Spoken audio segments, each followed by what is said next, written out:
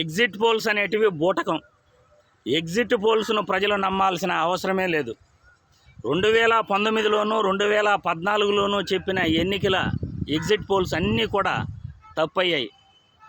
Exit polls అనేటివి 3 లక్షల మంది ఓటర్లు ఉంటే 1000 మందినో 1200 మందినో ఎంక్వైరీ చేసి వాళ్ళ అభిప్రాయాన్ని 3 లక్షల మంది అభిప్రాయాలుగా ఎగ్జిట్ పోల్స్ చెప్తారు. ఎగ్జిట్ పోల్స్కి ఎప్పుడూ కూడా ప్రజలు నిజాలు చెప్పరు.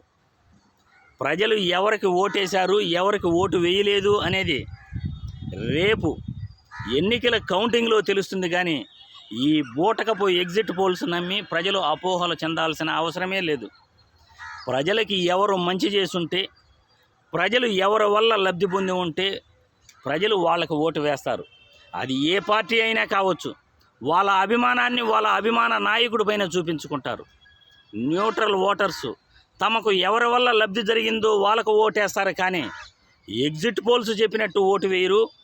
ఎగ్జిట్ పోల్స్ చెప్పేటివన్నీ నిజాలు కాదు. ఒక్కొక్క ఎగ్జిట్ పోల్స్ సంస్థ ఈరోజు కోట్లల్లో పడగలెత్తిందే అంటే రాజకీయ నాయకుల చేత వాళ్ళు డబ్బులు తీసుకుని ఇలా ఎగ్జిట్ పోల్స్ను ప్రచారం చేసి వాళ్ళ యొక్క ప్రాబల్యాన్ని, వాళ్ళ యొక్క ఆధిపత్యాన్ని, వాళ్ళ యొక్క గుర్తింపును వాళ్ళు ప్రజలలో చాటుకుంటూ ఉంటారు. 10 మంది ఒక చెట్టులో పండు ఉంటే రాయి వేస్తే ఆ 10 మంది రాయిలు వెళ్ళేసి ఆ పండును తాకవు.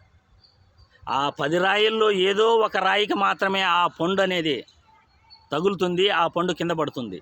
అలాగే ఎగ్జిట్ పోల్స్ కూడా 20 మంది ఎగ్జిట్ పోల్స్ వాళ్ళ అభిప్రాయాన్ని వెలుబుచ్చితే ఏదో ఒక సంస్థ గుడ్డులో మెల్లలాగా ఆ సంస్థ చెప్పింది నిజం అవ్వచ్చు.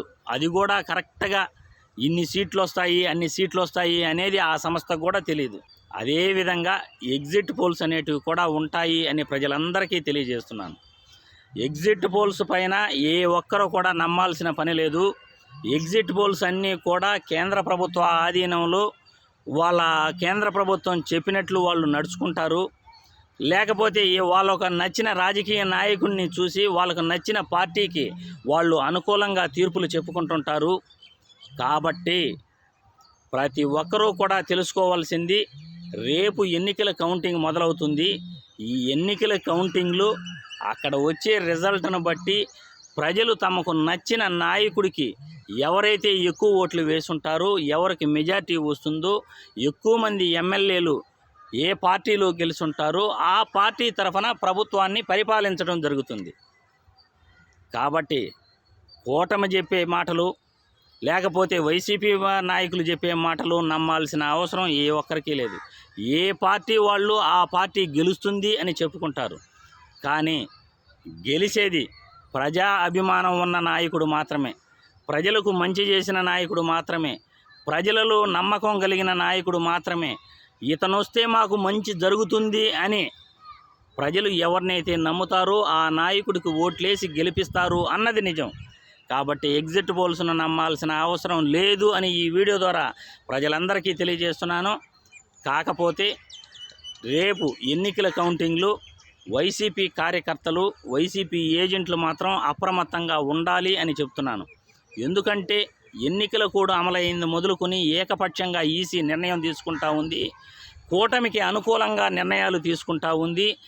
చట్టాలు తనకు అనుగుణంగా ఈసీ, రాష్ట్ర ఎన్నికల కమిషన్ మార్చుకుంటూ ముందుకు వెళతా ఉంది. వ్యక్తిగత దాడులను పట్టించుకోలేదు. కొన్ని పరిధులను దాటి ఈసీ ప్రవర్తిస్తూ ఉంది అనేది నిజం. కాబట్టి వైసీపీ కార్యకర్తలు, ఏజెంట్లు చాలా జాగ్రత్తగా ఉండాలి.